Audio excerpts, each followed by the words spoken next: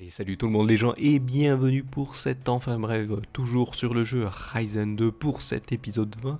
Donc la durée de la partie de cet épisode a été d'1h22, ce qui en fait la partie la plus longue. Donc généralement c'est parce qu'il y a eu plusieurs trucs, mais donc continuons à les aventures de notre cher héros sans nom. Continuons donc dans Caldera et allons dérober le ticket de retrait d'une perruque chez ce cher Morigato. Et dirigeons-nous vers chez Pantaleo pour récupérer cette fameuse perruque ainsi que les habits de messager. Refaisons un détour chez Morigato pour cette fois-ci lui dérober sa clé de chambre et s'emparer de sa chevalière qui contient donc son sceau pour pouvoir tamponner les lettres. Allons revoir Azuro pour lui montrer cette chevalière. Celui-ci nous fournit un laissez-passer cacheté par le sceau de Morigato. Azuro nous demande ensuite de trouver dans les salles du Haut Conseil une preuve qui empêcherait Morigato de continuer d'être un des membres exécutifs du Haut Conseil. Prenons maintenant la direction de l'hôtel se trouvant dans la chambre de Da Silva pour fabriquer une poupée pouvant manipuler Morigato. Après avoir fabriqué la poupée, allons chez Morigato pour le devenir lui-même et aller en direction du palais du Haut Conseil. En entrant, Custodio, chef du Haut Conseil, nous accueille et nous demande d'annoncer à Godin et Pucco, deux autres membres de ce Haut Conseil, que la réunion pour voter l'acceptation ou non de l'accord de Mara va bientôt commencer. Custodio nous fait remarquer ensuite qu'il accepte cet accord avec Mara car il semble être plutôt absorbé par une conquête du Nouveau Monde. Allons donc chercher ce cher Pucco et Godin. Mais avant de trouver ces deux-là, entrons dans le bureau de Morigato de ce Haut Conseil. Nous découvrons son journal personnel où des infos de son implication avec Garcia nous permettent d'avoir des preuves pour que le Haut Conseil puisse l'empêcher d'exercer. Parlons maintenant à Pucco et celui-ci semble très indécis sur la décision à prendre sur l'accord de Mara. Signalons-lui que nous sommes contre cet accord avec Mara. Pucco prend donc la direction de la grande salle avec l'idée de faire un vote contre cet accord. Allons parler cette fois-ci à ce cher Godin. Celui-ci nous signale avant de partir en direction de la grande salle qu'il est totalement contre l'accord de Mara, car celui-ci se demande si cette créature est totalement bien honnête et a entendu de nombreux dires au sujet de ses attaques de bateaux et autres manipulations. Donc encore un autre membre du Haut Conseil contre l'accord de Mara qui s'en va vers la grande salle. Avant d'aller dans la grande salle du Haut Conseil, parlons aux gardes de la salle des archives pour pouvoir trouver un indice où se trouve Garcia. Ce pirate au service de Mara, ça va avoir pris la même direction du général Corrientes qui est aussi un des membres du Haut Conseil mais qui n'est pas là car il a décidé de continuer la conquête du Nouveau Monde.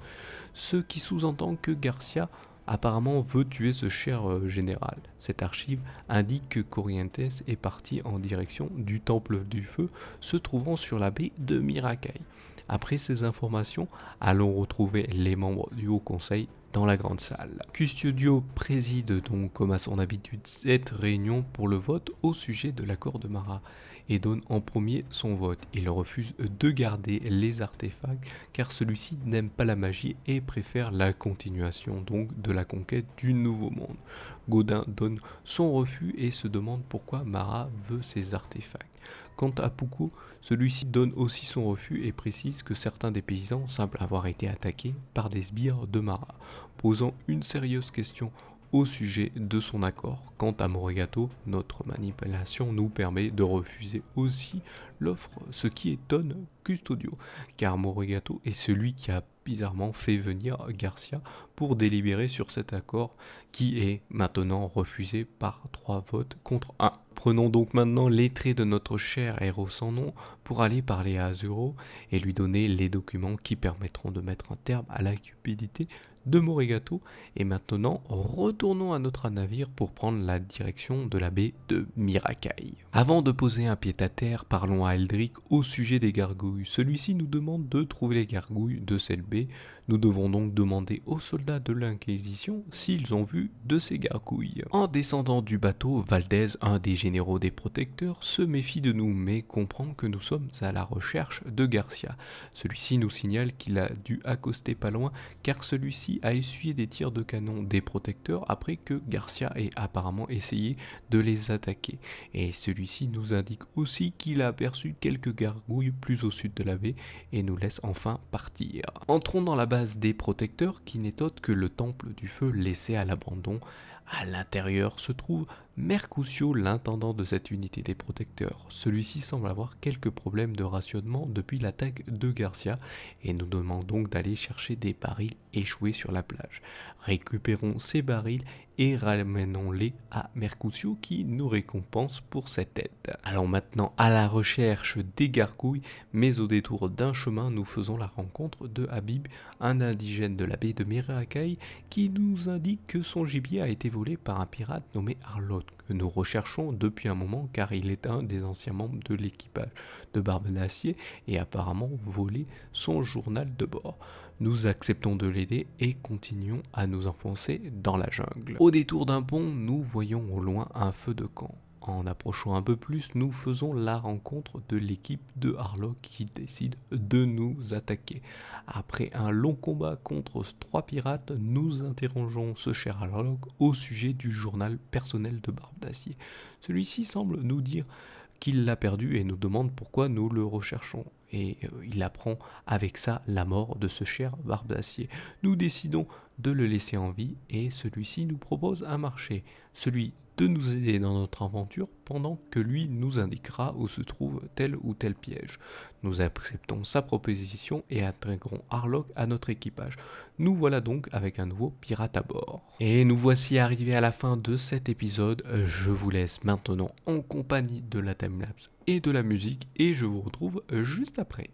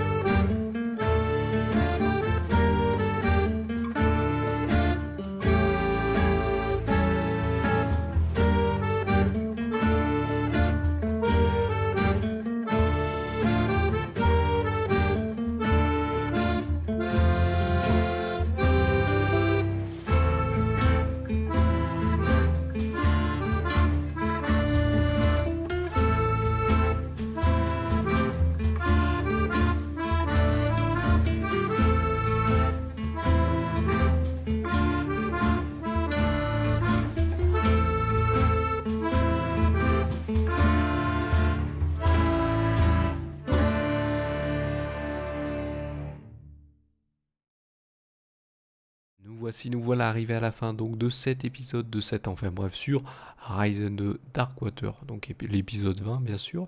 Donc là pour ce dessin j'ai dessiné ce cher Custodio très étonné de la décision de Morrigato qui le regarde normalement vu que c'est en fait notre cher héros sans nom qui le le manipule, hein, donc voilà, donc c'est assez, on voit, il est tout gentil, alors que dans le précédent dessin de Morigato que j'avais fait, il était plutôt énervé. Oui, c'était le vrai Morigato. Donc voilà, donc cet épisode a été celui qui a duré le plus longtemps parce que malheureusement le combat contre les trois pirates a été assez costaud parce que je prends le personnage maintenant Shiny pour m'aider parce que c'est le personnage qui heal, donc il me soigne. Et dans ce jeu, on va dire que pour se soigner, c'est un peu long, on va dire, pour avoir des soins. C'est où vous prenez une provision, vous la mangez, mais ça régène, ça met quelques secondes pour régène, quoi, ou même une minute parfois, donc c'est plus long.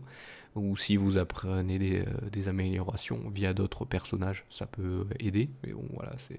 Ou sinon, il faut fabriquer soi-même des potions, mais pareil, il faut apprendre la manière de les fabriquer, tout ça, donc c'est beaucoup plus long.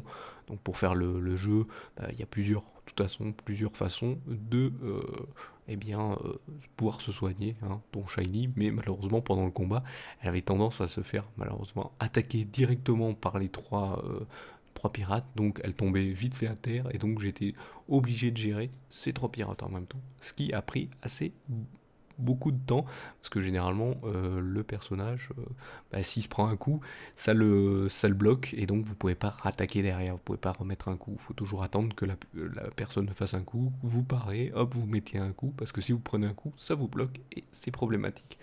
Donc voilà pour cet épisode. Je vous remercie donc de m'avoir suivi. Comme d'habitude, petit pouce levé pour, eh bien, si vous avez apprécié cet épisode, hein, ou cette vidéo.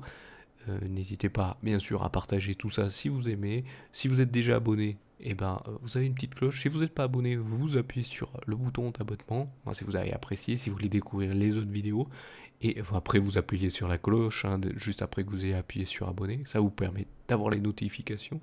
Si vous voulez vous donner votre avis, eh bien, là, les commentaires de la vidéo, hein, vous avez le droit.